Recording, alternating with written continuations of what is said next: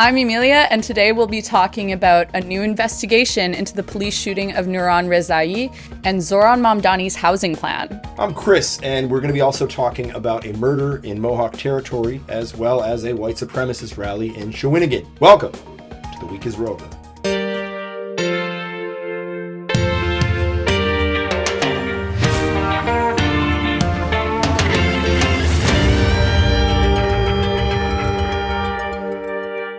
Late last month, a young man was shot, killed, and had his body dumped into a pit on Mohawk territory. Police have not officially confirmed a motive, suspect, or made any arrests as of this recording, but our sources indicate it is likely a gang-related killing. The victim is 24-year-old Ronnie Gonzalez, a non-Mohawk who may have been hired to torch a dispensary in Kanesatake. That's according to reporting in Le Journal de Montréal. This is someone's child, gunned down and thrown into a hole.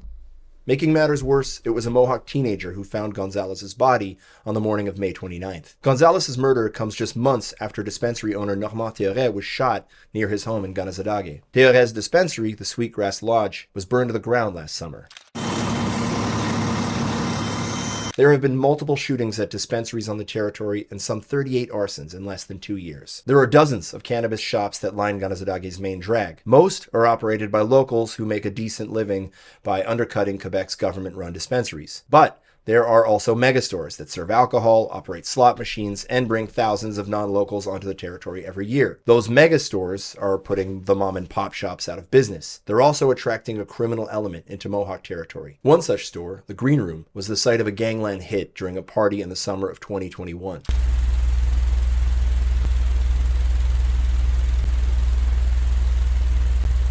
That afternoon, a gunman walked up to street gang leader Arsène Montpoint and put 3 bullets in him. He then made off in a stolen Jeep that was abandoned in a nearby cornfield. This was a professional hit, pulled off in broad daylight, just a short walk from an elementary school. There are roughly 2,000 Mohawks who call Kanesatake home. They have seen what little is left of their land base expropriated, sold to developers, and systematically targeted by illegal toxic dumping. Now, we are learning that the Hells Angels are trying to buy up property on the territory. Not contested land, Mohawk land, right there on the Lake of Two Mountains. The leader of the Hells Angels in Quebec, Martin Robert, is married to a Mohawk woman, and 2 police sources say he is trying to buy indigenous land by putting it in her name. This is a crisis that threatens not only the security of Kanesatake and its people, but its land, the place they've lived for generations.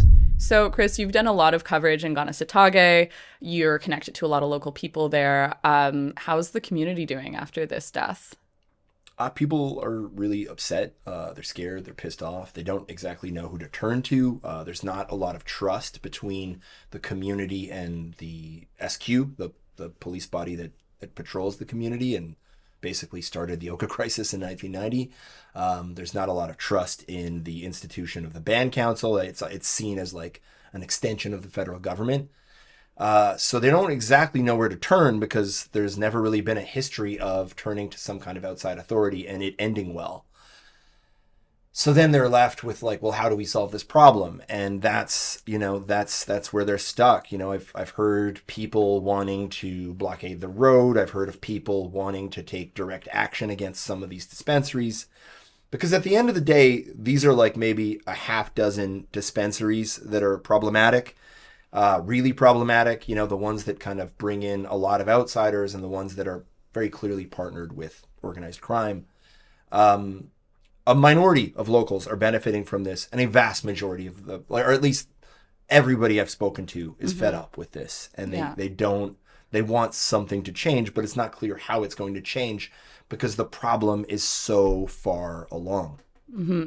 And like in terms of jurisdiction, I've covered First Nations in Quebec as well. People know that you can get cheap weed when you go on the res, and it's like cannabis because it's under reserves are under the federal law. They go with federal regulations, so they're able to they can sort of operate outside of the provincial regulations. And then there's also like the SQ, the provincial police force of Quebec. They're their cops, right? They have a provincial police force, federal legislation surrounding marijuana, and then they don't really have a local police force. They have perimeter security. They have perimeter security. So it's like, it's kind of this jurisdictional mess. And I'd love it if you could tell me a bit about how that kind of impacts how these situations, how this kind of violence and how crime is dealt with in the community. It's really hard because, I mean, to talk about this, we got to go way back. But like, here's the situation right now. There used to be local cops in Kanesatake. There was a huge political crisis that ended with the police station being ransacked and burned to the ground. And one of the chief's houses was ransacked and burned to the ground. So it's not an easy situation, and it is made much worse by the fact that the Kanesatake land base has just disappeared to almost nothing over the years. So whatever little is left, people need to figure out a way to turn that into something profitable. So what is the only real competitive advantage that Kanesatake has over other communities? If they open a mechanic garage on the res, it's not going to do better than if one was in Oka. If they open a bakery, it's not necessarily going to do better either. It'll be competitive, but the one real competitive advantage they have is the cops are scared of going there. So criminals come in and they come up with a way to push that reality as far as they can.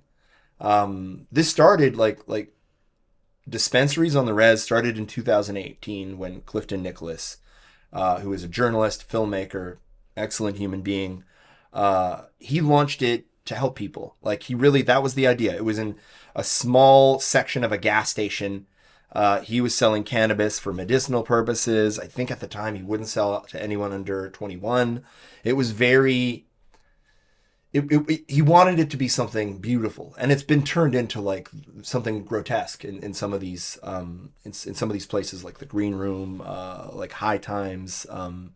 This is a very long answer, but I kind of want to give you the context of like, there is this legal / jurisdictional no man's land, and people are taking advantage of it to do bad stuff. It's this exact same thing we saw with illegal dumping.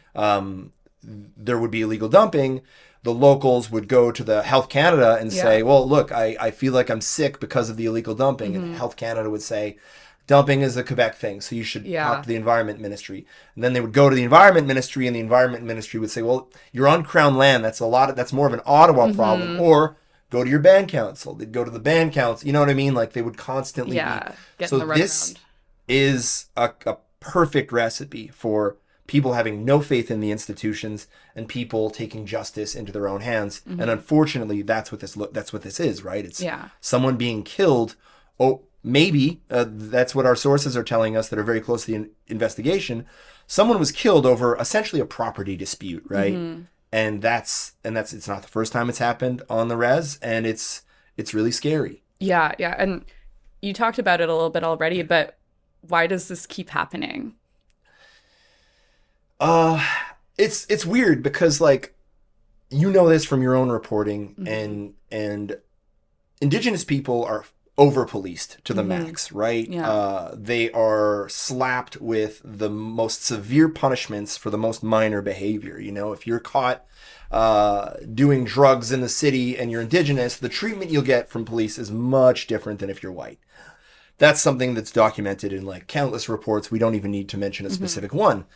The problem is, the flip side of like being way over-policed is that when something bad happens to an Indigenous person or to an Indigenous community, there's almost no policing. There's almost no accountability. The people who committed the crime against this community, they get away with it again and again and again because what our system tells us is that Indigenous people matter less. And so that's one of the dynamics at work. And another is just that, like, you have this community where the formative experience was the Oka crisis. Like, thousands of Canadian soldiers surrounding and besieging the community for an entire summer, where everybody inside was convinced, and you talk to people who were there in 90, they'll tell you that we thought we were going to get slaughtered. We thought they were just going to open fire on us and kill all of us. That is an incredibly traumatic experience. And to some degree, the resistance that happened, this is a very long answer, but I think it's important. The resistance that happened in 1990 benefited Indigenous people across North America. It opened people's eyes. It sparked a series of commissions that you could argue, like the Royal Commission into the Condition of Aboriginal Peoples, that led to the Truth and Reconciliation Commission, that led to the Commission on Missing and Murdered Women. This all starts in 1990, or at least 1990 is a hugely important part. But inside the community, the horror of being surrounded by the military, of being arrested, of being humiliated by the police, of being beaten, of being, in the case of Wanique Horn-Miller, she was a teenager who was stabbed by a bayonet from one of the soldiers. To experience that violence has to go somewhere. And a lot of it has kind of stayed in the community. And like, there's a lot of trauma and it's, of course, a distrust of all of our institutions. And I think that too plays into why this persists. And if you combine all of these things and nobody really they're living in a situation of like constant managed poverty where you don't have a land base, where it's crown land, you don't own it, you can't go to the bank and ask for a loan against it to start a business. So what do? Then you turn to shit that is like a little bit outside of the law. Yeah. And, when Kanesatake is in the news, a lot of the time it's about crime. We're guilty of this too, right? Yeah. But that's not all there is there, right? Like they have a very solid community. They have a solid everything. I was lucky. I got to grow up 2 towns over in Two Mountains. We played softball with kids from Kanesatake. We went to high school with kids from Kanesatake. They were great. But at the end of the day, they would go back to the res. We would live our lives. There wasn't much other interaction. What I will say about the community is like just this winter, last winter, Dan David, he was a member of the community. He died. Dan David was the first news director at APTN News where you worked. You can't write the history of journalism in Canada without including Dan David. Ellen Gabriel, who was the spokesperson for the Resistance in 1990, she's a best-selling author. She is like an intellectual in Canada who has contributed to resistance movements and our understanding of the issues like missing and murdered women. Like Ellen was pushing that years before there was a commission. Ellen has been on the front lines of so many different struggles, and she's helped so many people outside of her community. And you can't write the history of Canada without talking about 1990. You can't talk about 1990 without talking about Ellen Gabriel. So you have these and these are just 2 examples. There are plenty of young people doing cool and interesting things. There's a lot of interesting art, journalism, language revitalization. It's all it's a vibrant community with this one very big problem that you can't divorce from all these other major the land claim that the land that was stolen. It's easy for us to just go there when bad things happen, and we are guilty of that. We need to be going, but right now there are language revitalization programs. There is the community recently bought a farm and expanded its land base. Like they bought it kind of in a neighboring community so that people can learn traditional Mohawk agriculture, so that they can do language programs, back to the land programs. A lot of good and exciting things are happening there, but a lot of it's being drowned out by all this awful shit. Yeah, definitely. Well, we'll have to do some more stories about some of the good things that are happening in Kanesatake soon. We absolutely will. One thing that I will mention is that the lacrosse, youth lacrosse has recently come back, and they won the provincial championships last year or 2 years ago, and they have been really competitive. And the great thing about that is that they're taking kids from the res, and there's kids from surrounding communities that had no idea what it's like. And I spoke to parents, and they said, we didn't know, we're learning together, and we're creating a community of understanding and of listening. A lot of things like that are happening, unfortunately. And again, we are guilty of this.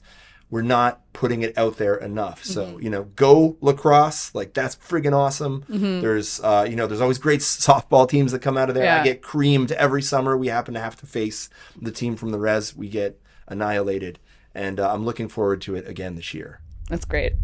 Minister of Domestic Security Yann Lafrenière is ordering an administrative investigation into the Longueuil police's handling of the shooting of Nooran Rezayi, a 15-year-old boy who was killed by Longueuil police last September. Longueuil police did not immediately notify Quebec's police watchdog, the BEI, like they're supposed to after a civilian is killed. It took them over an hour and a half. The investigation will examine whether Longueuil police respected their legal and regulatory obligations, and why there were these alleged failures, according to Longueuil Mayor Catherine Catherine Fournier. Police were responding to a 911 call reporting a group of teenagers armed with metal baseball bats, pepper spray, and a gun. The BEI confirmed that Nooran and his friends weren't in possession of firearms, just one baseball bat. Tout le monde en parle featured reporter Pascal Rabida, who claimed the 911 transcription revealed that almost a full minute elapsed before they shot Nooran. À partir de l'arrivée du premier duo de policiers, la première voiture patrouille, il s'écoule 58 secondes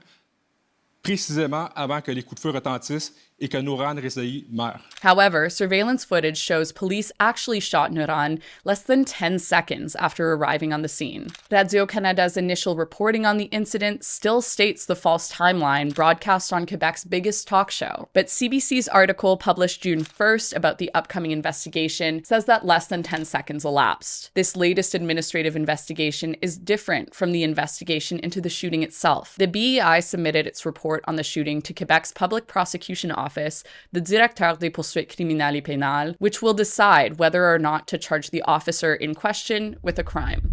I think a big part of like the police and justice is that people have to see justice being done. They have to trust that what they're getting is the right, accurate information. They have to trust that things were done the right way. That 90 minutes between the shooting and when police choose to call the investigators, to me is a giant gap in that trust, right? What happened in those 90 minutes? Why did they need 90 minutes? And I think that is going to probably be central to like any kind of deconstruction of what the police did there. It reminds me a lot of the Freddie Villanueva shooting in 2008 when the two officers involved in the shooting were allowed to get their story straight before they were interviewed. That's a huge breach of protocol. How critical are these, or what they may seem like administrative details, but how critical are these in the public's understanding of the shooting? Well, it's the kind of thing where they're supposed to notify them right away so that everything's still fresh. If there's any evidence on the scene, they can see right away. Like if these kids actually had a gun, you know, and then there could be an argument if there's this 90 minutes. Oh, well, they got rid of it. Like, right? Like there's like all these different ways that the truth could be manipulated. And it's also, it makes it seem like it wasn't a priority for them. Also, that's like huge, right? The police know that in order to get, like if a crime happens, the faster you get there, the more accurate all the evidence, all the testimonies, the crime scene is going, the more intact the crime scene is going to be. They know that. So when you're calling the independent investigator, because you're like, I killed a kid, you know that in order for the report to be as accurate as possible, they need to get there right away. So it just shows some hypocrisy, and it shows, you know, we have this independent watchdog that's supposed to hold police to account, and it's supposed to be this thing to maintain public trust. But then if police aren't, you know, doing what they're supposed to, how is that watchdog supposed to do its job, right? Well, the other thing that kind of comes into this conversation is that 58 seconds. Yeah. When Pascal Rabida, who is like the beat cop reporter at Radio-Canada, goes on Tout le monde en parle, which is the biggest talk show in Quebec politics, and that's what everybody watches. It's called Everyone's Talking About It, right? When you go on and you repeat like this, like he said 58 seconds had elapsed. Yeah. That gives you the idea, I think, of a situation where the police get out of their car and there's a minute of like, put it down, kid, put it down, kid. But then when you see the security footage, it's 10 seconds. Yeah. There's no, it doesn't seem like there's any dialogue. It's just they get out and they shoot. Immediately. And most people probably don't have that second part. They probably saw the clip on the talk show. They heard the 58 seconds. They said, well, it's kind of complicated. Or they read that Radio-Canada article as well. Yeah. And the thing is like reporters make mistakes. Also, I believe that he, like, if he's trusting if he's going off of the 911 transcript where you're sort of like, there's, you know, that they transcribe when on the phone you could hear these gunshots or whatever. Yeah. Like reporters, sometimes that might have been accurate for the information that he had. And then this surveillance footage came out a bit later. And there was no retraction. There's no retraction on the Radio-Canada website. There's no retraction on, like, like on the article. There's no correction or anything on the Tout le monde Yeah, appelle Tout le monde appelle webpage. website, the nothing. I just looked at both of these things Yeah. today, and then it's like, it's not like the network doesn't know. Like, not that CBC and Radio Canada, they have different reporters, but it's like, this is the same outlet, and the exact same outlet, CBC, Two different versions of the truth. published, like, when they were talking about the administrative thing, they were like, yeah, this 10 seconds, because I was independently verifying the 10 seconds that elapsed is in the litigation, the lawsuit the family, Nooran's family, is filing. So obviously I went and, you know, saw the surveillance footage and saw what was in CBC and stuff. And it's crazy. Like, you in the surveillance footage, you hear the cop car skirt to a halt, like screech to a halt, and then almost immediately after you hear gunshots. And none of the kids on the scene had a gun. So it was police firearms. There's no denying that, and it's really irresponsible to not issue a correction on the website. As far as we know, what happened? Yeah, so there was this long 911 call that police were responding to where a neighbor was like, there's these teens, they're, you know, dressed in dark clothing, some of them, although, and like some of them have masks on, they have all these baseball bats, they have pepper spray, they have a gun. So police show up on the scene and they essentially start shooting, kids scatter. No one has a gun in this situation, except for the police. And then the cops are trying to, you know, wrangle these kids, see what's going on. And it takes 5 minutes for police to start administrating life-saving resuscitation or whatever, to start trying to resuscitate Nooran after he was shot. 5 minutes. That's dark. It takes 5 minutes. And there's the argument like, oh, we thought there was guns on the scene. We had to, you know, but that's how long it took. So that's what happened. So there has been this push. So, you know, in the chief of police in Montreal, Yeah. Fatty Dagger, he was the chief of police for the Longueuil police. Yeah. And in 2021, when he left, they instituted this program of community policing called Réseau. Yeah. They got $3.6 million from the provincial government. And the idea is that police officers will visit community organizations with their badge, but without the gun, to try to build ties with the community and to, well, I guess just be better police. At the same time, the police all over Quebec launch an anti-gang task force or an anti-gang program, anti-guns program. They don't get $3.6 million. They get $74 million. So can you talk a little bit about the sort of imbalance between, hey, we want to be a friendlier kind of cop, but also, you know, we're going to pour a ton of money into this anti-gun thing. And what does the anti-gun initiative do in a practical sense? Yeah, well, you know, there is an arms trafficking problem in Canada. That is true. Like, we know this. We talked about it earlier with Kanesatake. Like, people are getting guns and using them in a bad way.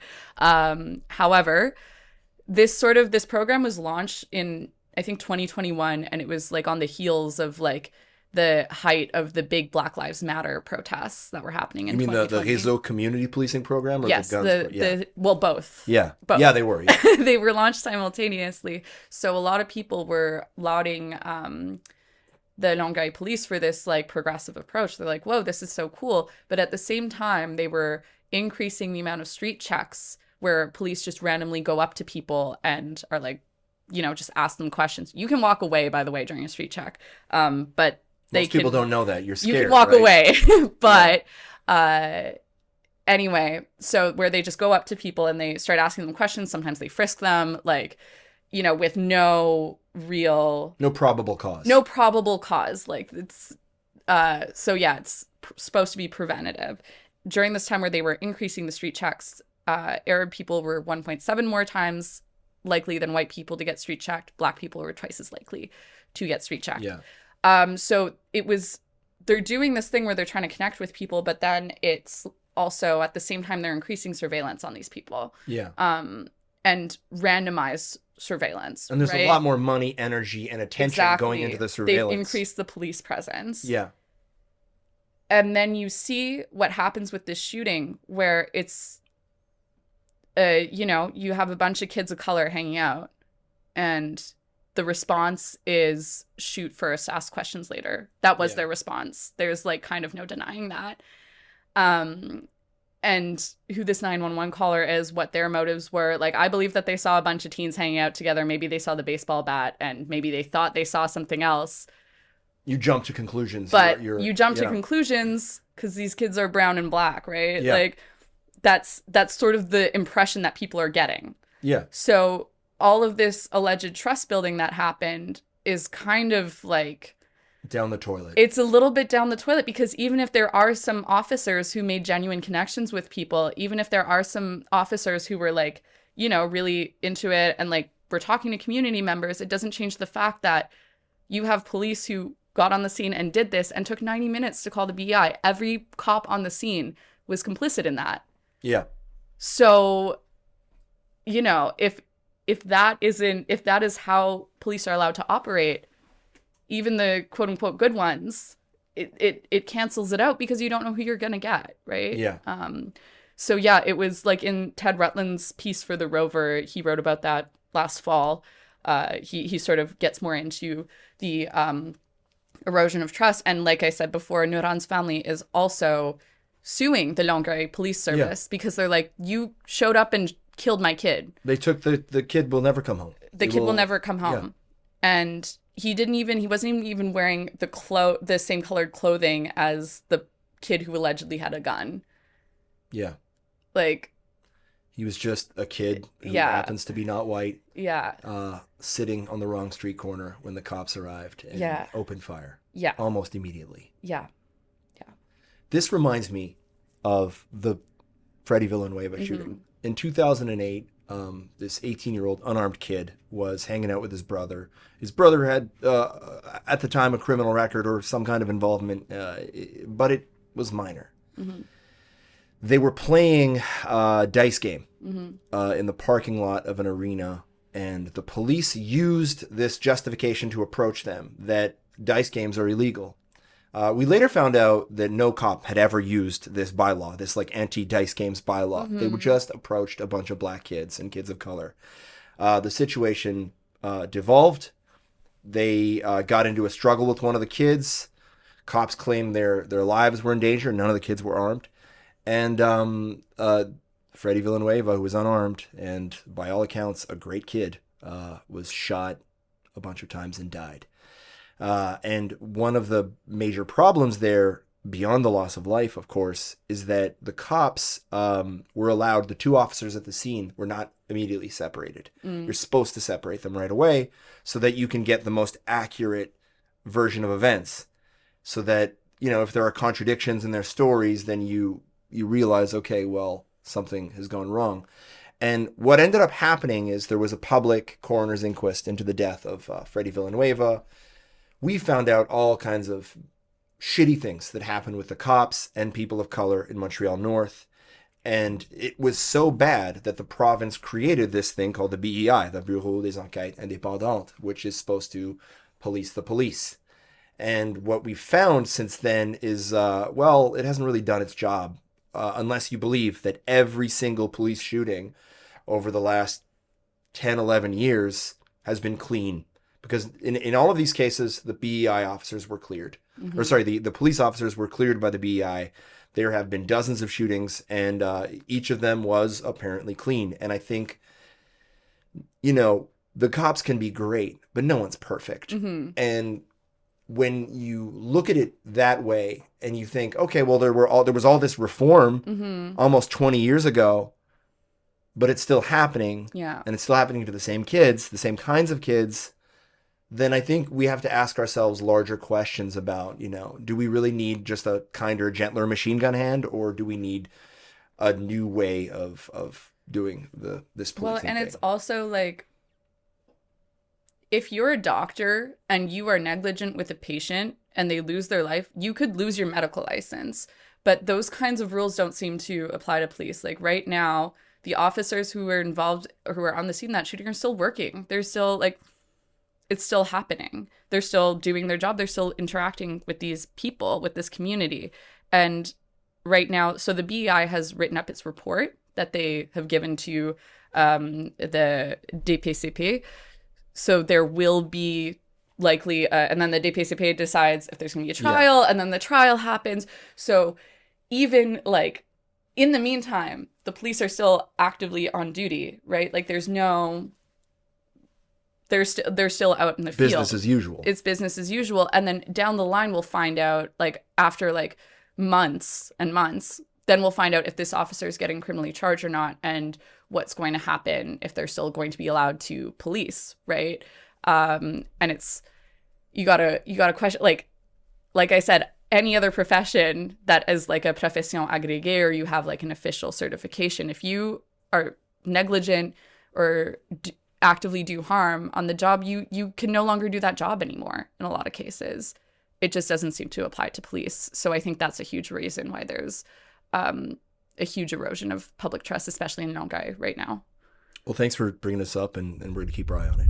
About 20 masked men gathered in Shawinigan last week for a white supremacist rally. By now, you've probably seen a picture of the gang holding up a banner that reads, Je me souviens d'un Québec blanc. If you're worried that such a brazen act of racism and intimidation is in any way connected to our xenophobic politics, don't. Quebec's political columnists have already dismissed this as unrelated to the near constant drumbeat of nativism that has marked the past decade in our province. Just last week, Parti Québécois leader Paul Saint-Pierre Plamondon said we should really worry about extremism on both sides. For instance, the extreme right is holding white supremacist rallies. They openly claim Quebecers are being replaced by non-whites. One Quebec-based group, led by former members of the Canadian Forces, was dismantled in 2024 after police seized 16 explosive devices, 83 firearms, and over 10,000 rounds of ammunition from their compound. Yes, they had a compound. The extreme left, meanwhile, is breaking windows and hanging politicians in effigy.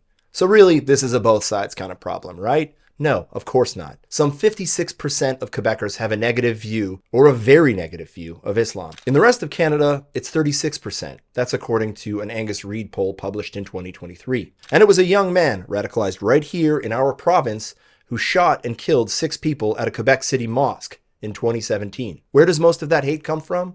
The political right. While Quebec's conservative politicians may not literally be saying, we hate immigrants, here's a list of just some of the things immigrants have been blamed for in the past few years. Quebec's housing crisis, Quebec's healthcare crisis, the decline of French in Quebec, a rise in gang violence, a rise in anti-immigration extremists, the poor quality of Quebec's public schools, the rise in unemployment. At one point or another, immigrants were blamed for just about everything that ails Quebec, not merely by newspaper columnists like Richard Martineau or Mathieu Bock-Côté, but also PSPP, former Premier François Legault, Economic Minister Bernard Drinville.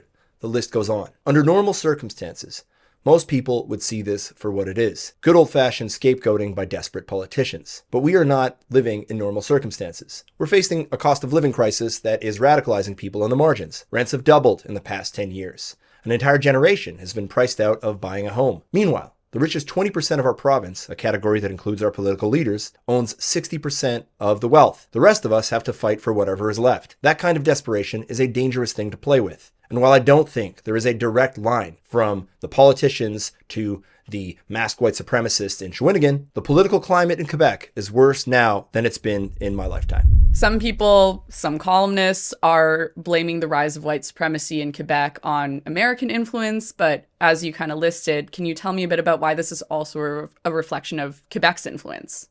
Yeah, well, I think it like you had Paul Journet in La Presse and Michel David. Those are just two people who wrote columns that were like, look, these guys are idiots, but most of what they're spouting sounds a lot more like American extremism than anything that's homegrown. And to a degree, yeah, absolutely. Like, it's impossible not to be influenced by American extremists. They're all over the internet, and one of them is the president. So I can understand a part of that argument, but that argument, it denies the very specifically negative views that Quebecers hold towards Islam. That poll, 56% of Quebecers having either a negative or very negative impression of Islam, that is like 20 points higher than in the rest of Canada. There is something specific in our culture that is hostile towards this particular category. And I think that to ignore that is to give ourselves a pass. And I think it also, I mean, it speaks to a political class that seems incapable of criticizing itself. Or, you know, whenever you criticize Quebec, like Arun Boisy, the MNA for Québec Solidaire, did very mildly a couple years back, you get thrown under the bus, even by your own party. So it's like this thing we can't touch or speak of, but it is there are specifically Quebec parts to this. Yeah, well, and as someone from Winnipeg, where there's a francophone minority, and also as a member of the Métis Nation, like I come here and I hear Quebecois people saying that they're colonized and panicking over the decline of French, and that panic over the decline of French is like wrapped up in this like sort of nebulous like Quebecois perception of Quebecois culture, which it's like it is a distinct thing. And yes, the Anglo dominance is a very real thing, for sure. But it's not colonization. They call themselves colonized when there's nations, there's First Nations here that are trying their best to preserve their language, which is really en voie de disparition. Like, and it's a convenient way to sort of link language and white Quebecois identity together to then pass xenophobic policies and say, well, look, we're just protecting Quebecois culture. Yeah. And also the whole concept of like, je me souviens d'un Québec blanc, like I remember a white Quebec, when? Like Quebec is an indigenous territory. Yeah. Like it is not historically a white place. Yeah. So that's a revisionist view of things.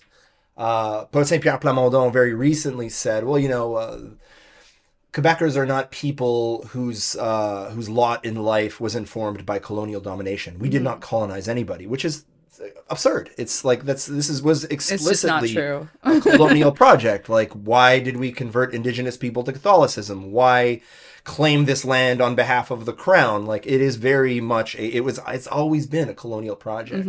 That's not to take away from the domination of the British over the French and the collusion of the Catholic Church and all of this really messy stuff. No one is taking that away. But let's call it like it is.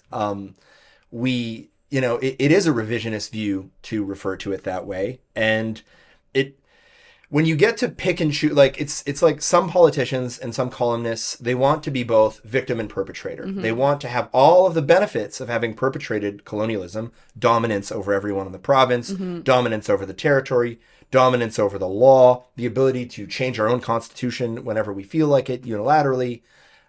These are they want this, but then they also want this status as like having been colonized, like a special status within Canada. And while I'm not, denying that like there is always room for that conversation, it's like people have given themselves a pass, where like, no, we're special. We're incapable of racism because we were the victims of colonialism. And that's very dangerous. And I think it's very dangerous for columnists to just totally wash our hands of it, especially when you consider, there was a massacre in 2017 at the Quebec City Mosque. The rise in hate crimes is very well documented, and specifically hate crimes against Muslims. There is a lot of intellectual kind of overlap between some of what Mathieu Bock-Côté is reading and some of what these guys in Shawinigan are reading. Like, it isn't totally divorced. So this desire to wash your hands of it is like, you can't do that. You can't play identity politics the way we have for the last 20 years and then pretend like, oh no, well, when we do it, it's just kind of not serious and we're just using it to sell newspapers. Yeah, definitely. And these guys who showed up, because I think it was all men, but I'm not sure. I don't want to Yeah, assume, they don't strike me as people who have like a lot of women in their lives. It seems, I'm just curious who these guys are, because the columnists are renouncing them, obviously. And like the political class is like, this has nothing to do with us. Who are these guys? Look, some of them are like straight up weirdos. I came across and maybe Justin can cut to this. I'll send you the link. I came across the Instagram profile of someone who shared the picture and claims to be one of the people in these 20 people. And, you know, you go down the rabbit hole and he has videos of himself just like flexing. And then he's got, and like some of his chest hair is missing. I don't know. In there. Okay. It's strange. It's really attempted waxing. I don't know. To make it well, actually some guys wax because it makes their muscles pop more if you really like get down to the bare. Anyway, maybe that's an aside. Some guys hit themselves in the face with a hammer. Yeah. And one of his takes on his Instagram is like, you don't need sunscreen. The sun is going to provide everything for you. And like, motherfucker, that guy in particular, you need sunscreen. If you're out in the sun all the time, your skin's going to peel off, man. You're pale as the goddamn day is long. So this is a tiny fringe minority, right? Like this is a small, they're part of something called the Second Sons, which sounds like it's like something from Game of Thrones. It might be a reference to that. They are a group that has ties to what's called the Frontenac Active Club, which I believe Sean Beauvais McDonald is a part of. He's one of these white supremacist guys who's been around for ages. He went to the Charlottesville rally, I believe. He was part of a white nationalist cell that we investigated when I was at the Gazette. He showed up to Rachel Gilmore's boyfriend's concert performance to like intimidate her. That's what he does. He was boxing in a local gym and he ended up getting kicked out because of his white nationalism. It's a small group of people who've kind of been doing this for a long time and like young, impressionable men who believe they don't have sunscreen.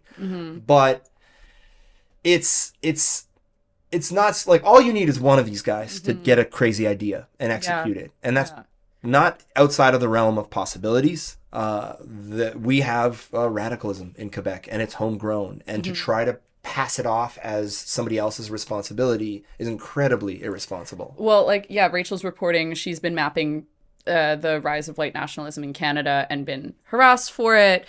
They're trying to infiltrate gyms. There was also like a Canada-US movement that a journalist from the Winnipeg Free Press, Ryan Thorpe, like went undercover and reported on. And he also got death threats and stuff. And that reporting came out in like the late 2010s. So it has been a movement that has been happening that has been homegrown here as well as in the US. It's not it's not like, oh, these guys are all just like listening to Nick Fuentes and parroting back what he's saying. And I'm sure they are listening some to of them, Nick Fuentes. like obviously there's influence there, but it's also a movement that is happening in Canada. Well, let me take some of the headlines from the Journal de Montréal about anti-white racism. So these are some from Mathieu Bocoté. I'll read them in French. You get the idea. Montréal, ville raciste contre les Blancs. Racisme systémique. Pourquoi il faut refuser ce concept? Pourquoi est-il permis de mépriser les Blancs? La discrimination raciale est permise et même encouragée si elle vise les hommes blancs. Le racisme anti-blanc, toléré au Québec. Profilage racial, mon œil. It goes on and on and on. And I mean, Richard Martineau, between 2006 and 2014, he's a columnist at the most read newspaper in Quebec. He wrote 438 columns about Islam. They were all negative. It wasn't like, hey, let's look at it in a nuanced way. That's one column a week for 6 years. Yeah. That is a drumbeat of just constant nativism, and it makes the extremists in our society feel more comfortable. Yeah. It makes them feel as though their opinions are shared. It moves the Overton window. Like, and it's irresponsible to say that Quebec culture or Quebec politics or Quebec columnists have zero influence on. There's like, this is all an import. Like that doesn't make any sense. Like when you put all of this data together, it doesn't make a ton of sense. Even if these guys aren't outright, even if these columnists, even if the politicians who deny systemic racism, even if they're not out here being like, oh yeah, we're white supremacists. Like we're scared of white people getting replaced. Even if they're not coming out and saying that, the anti-immigrant / oh, there's racism against white people angle. That fuels the fire, right? Yeah, and it's something that has been pushed, like racism against white people, that's been pushed by Jean-François Lisée, the former leader of the PQ. You know, it's kind of been pushed by people in PSPP's inner circle. It's the kind of thing where they will, like the PQ, you can talk about American influence, but a lot of their leanings most recently, they sound very European. The anti-hijab laws, like that's an import from France. Absolutely. Yeah. Yeah. Sorry, continue. No, and like so they are, and the crazy thing is, like, you have Mathieu Bocoté commenting on Quebec politics, like, you live in France, dude. You don't live here. You don't speak for us. I think it's, again, like I don't know that we're ready to have this conversation, but we have to have this conversation that, like, you cannot have a political system that scapegoats minorities this much without there being some kind of consequence. It might not always be lethal, but, and look, this shit happens in the rest of Canada too. Yes. There were Muslims killed outside of a mosque in London, Ontario. The National Council of Canadian Muslims says there's been a 1,000% increase in reported hate incidents against Muslims since October 7th, 2023. Like, this happens everywhere, but we also, like, very much need to look in the mirror. And to say, and like one of the columnists said, well, look, some of these groups are federalist groups, and stop making this about, like, whatever politics. Like, let's all at least agree that we need to do better. And I think too many people see some kind of a political advantage in scapegoating or othering people. And unfortunately, until there's a political price paid for it, it's just going to keep happening. And I don't see there being a large price to that to be paid just yet. Yeah. And the specificity of Quebec's context as well is, again, that perception that they see themselves as colonized. So if you say, hey, you're being, like, this policy seems racist, or this policy seems like it's disproportionately affecting Muslim women or whatever, they fall back on well, we're just protecting our culture that is en voie de disparition, right? Like, that's sort of what it's like, no, we're just protecting our national identity. And that is the argument that it's a lot of other...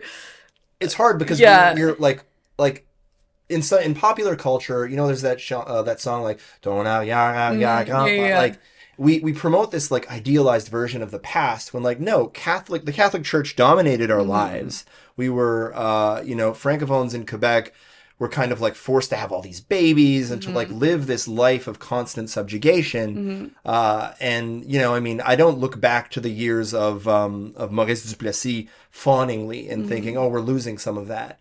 Cultures change. Cultures evolve. Languages change. Languages evolve.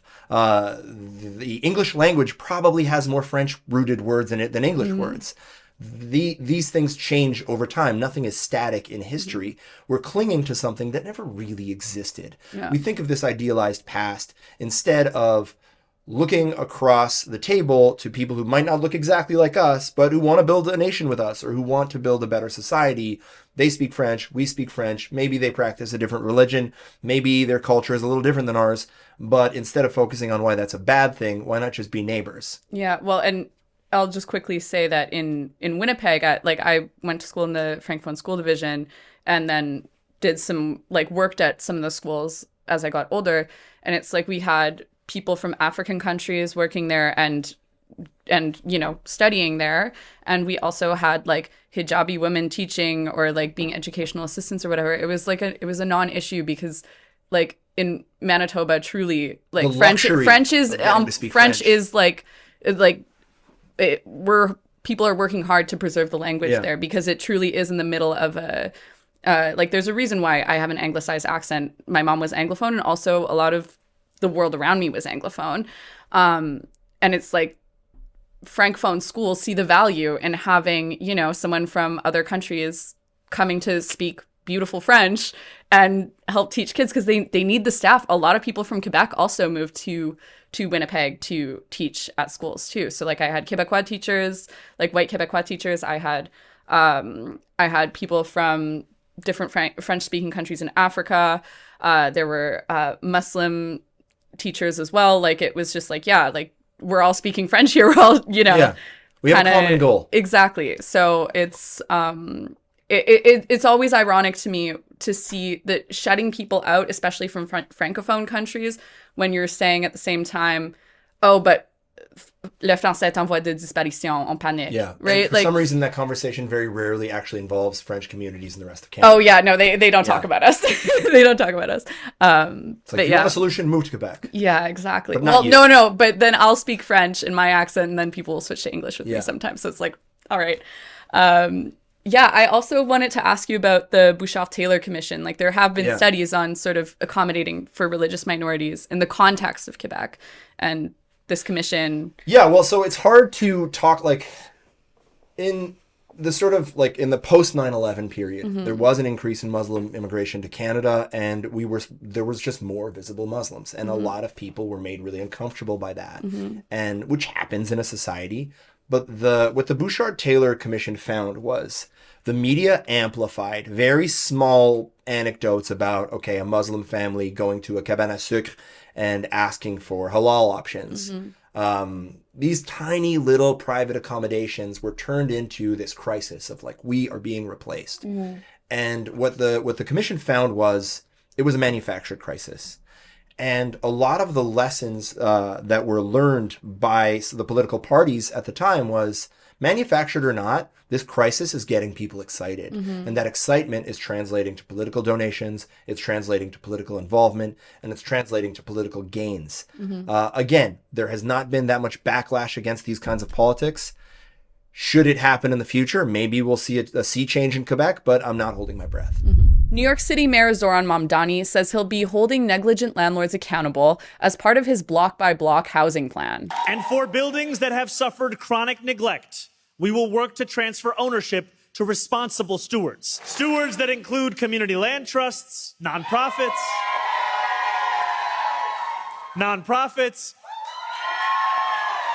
or even the tenants themselves. According to Hellgate NYC, the objective for those properties, according to the plan, will be not to force compliance, something the city has long since given up on, but instead to force landlords to sell their portfolios to responsible preservation purchasers, approved by both tenants and the city. The plan also promises to build 200,000 affordable and rent-stabilized units, and preserve 200,000 more. Now, in Montreal, Mayor Soraya Martinez-Ferrada has walked back Airbnb restrictions, as well as the 2020 rule, to focus on lowering the construction costs of housing. She's also partnered with private developers to build 2,500 social housing units. Meanwhile, a third of Quebec's social housing is in disrepair, and waitlists for these units are long. As July 1st rolls around, the city is anticipating more families will be left on the streets, increasing funding for homelessness prevention by $3.4 million. I think what everyone wants to know is, could this happen here? Yes and no. In Montreal, the city does have the power to expropriate buildings. They just never use that power. They also have the first right of purchase for certain properties, which they have used to acquire buildings. The differences between Montreal and New York City, obviously, New York City has a way bigger budget. They have way more people, but they have a way bigger budget. They have more billionaires to tax. They have, they also are allowed to run a deficit, unlike Montreal. Yeah, it's against the law for any city in Quebec to run a deficit, which really limits long-term planning. Yeah. And it makes you a lot more dependent on, going to Daddy Warbucks in Quebec City and asking for more money, and that's never really efficient. Yeah, and also Quebec's social housing is, like, whenever the city builds social housing, it also has to be with the province, too. And the federal government. And the federal government. So there's less sort of independence, I guess, in terms of building. Like, the city can establish the actual deals and stuff like that, but they kind of have to go through all levels of government. 3 levels of government whose priorities align, which almost never happens. Yeah, and it's not that, like, there's a recognition clearly from the mayor that we need more social housing. Like, she's agreed to build these units with in partnership with a private company, which, some people would rather the city be doing it themselves, but like the Mamdani government, they're also planning on doing some of this with private partnerships. Mock developers say that they're able to cut the cost per unit in half. I don't know what that would actually look like, but yeah, that's Group Mac is the name of the developer that's helping out with the 2,500 social housing units. There's also there's a different definition here of affordable housing compared to what Mamdani's talking about when he says affordable housing. Here in Montreal, we hear affordable housing used almost interchangeably with social housing. It's not the same thing. Social housing is like controlled, regulated by the government, subsidized by the government. Affordable, often it's like a percentage of your monthly income. Yes, exactly. Affordable just means relative to the market, which, as we know, is hugely inflated right now. It's doubled in the last 10 years. It's doubled in the last 10 years. So affordable just means relative to the market. It's affordable. It's like around the median or whatever. It's not actually really comparing with salaries. It's comparing to the rent of other properties. And there's been a huge concentration of ownership of properties across Canada, but specifically in Montreal. There's like in the past decade, there's been a huge concentration of that. So it makes it so like 1% of landlords in the city, according to a study published in 2023, own about 32% of le parc locatif de Montréal, of the rental units. That's crazy. So the market is being dictated by a smaller and smaller number of people, right? And because of the financialization of housing, you have these projects. You know, you might have someone who buys a duplex. It's not just one landlord, it's like 20 investors. Yeah. So everybody can get in on it, exactly. Right? And for those investments to pay off, the value of the real estate has to go up. And for you to be able to sell the property, you have to be able to prove that you're charging your tenants a lot. Yeah. So that you'll get your money back. So we all, as a society, end up, it's like it's our responsibility to subsidize the profits of the richest 1%. Yeah, like one of the things that Martinez Ferrada's platform had was, we're going to offer more rent subsidies. And it's like, that's just a transfer of tax dollars to landlords. That's all that is. Like, yes, the individual tenants might get some reprieve, which I'm not denying is, you know, that's obviously going to improve people's lives. But at the end of the day, you're actively contributing to the inflation of rent prices by doing that. You're rewarding the landlord for your, you know, with a public subsidy. So what's really interesting about Mamdani's housing plan is there's a real acknowledgement of the fact that landlords are making things more expensive, right? That like, it's not just some mystical, the market's so bad right now and there's so many people and not enough houses. Like, yes, supply, especially of social housing, rent stabilized housing, needs to increase. That is true. But at the same time, like, you know, there was this announcement, I wrote about this, about building a bunch of units, like 6,000 to 8,000 units along the Blue Line extension, right? Yeah. And I was pushing the STM because they're going to be beneficiaries of this. I was like, okay, so how many of these units, who's going to be making money off of this other than you? Like, who's going to be the landlord, essentially? Is it going to be social housing, affordable housing? They couldn't tell me. They're just saying they're going to build more without specifying who is going to actually, how these rents will be determined. And when you build a new complex in Montreal, a new residential complex for 5 years, you don't have to worry about the TAL standard of rent increase, which is also, as we know, getting bigger and bigger. Like this year was lower. Last year it was like 6%. A record increase, like, so it's like, you're telling me you're building all these units and like, yes, obviously we need more housing supply.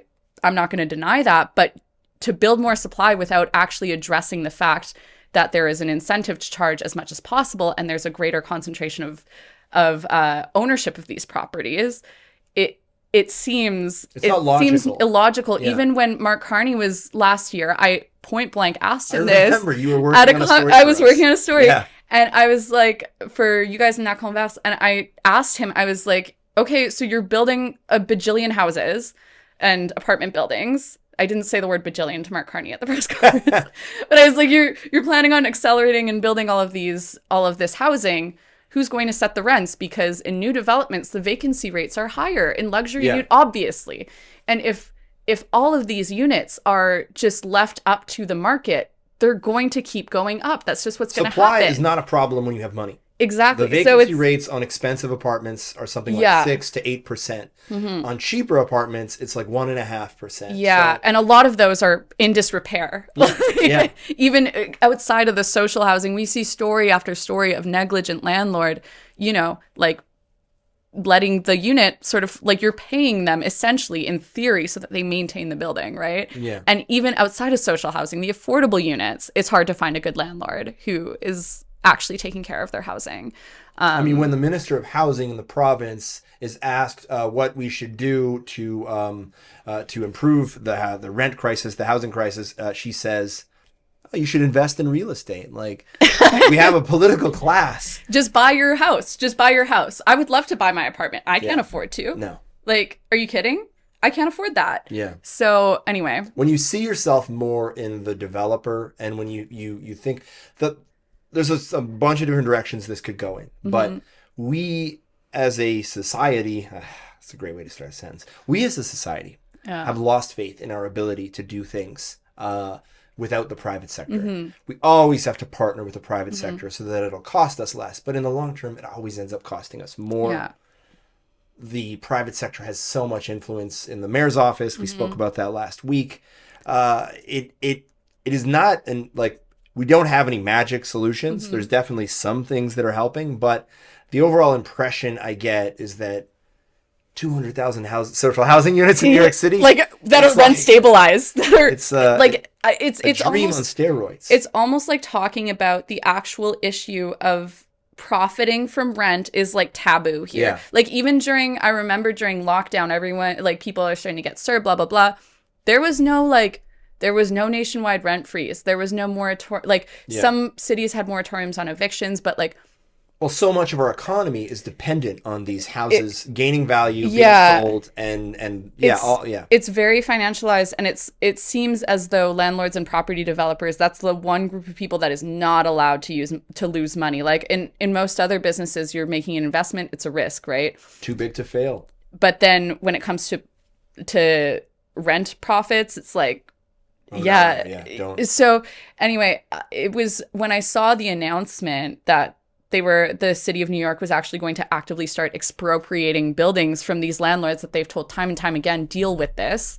And it's often huge companies that own a bunch of different units, right? They're targeting the top 10 worst landlords first and are going to go from there. But I mean, it's also like, it's a plan. It hasn't been executed yet. It hasn't been executed yet, but they have literally already started doing these cellar to ceiling or cellar to roof inspections where the city is like going in and actually going to evaluate the state of things. And we have some regulations here that are supposed to be respected, but it doesn't seem, even when an illegal Airbnb is signaled, it doesn't seem like anything really happens beyond maybe a fine, which they take as a cost of doing business. Yeah. So it was just, I was surprised, and we'll see how it goes. Obviously, there's already, I know some people are taking issue with like the private public partnerships in New York City, and the sort of some of the units that were supposed to have a rent freeze might not after all. Like, there's some things going on, and we'll see how this goes. But yeah, for now, someone's actually acknowledging the root of the housing crisis, which was kind of insane to see.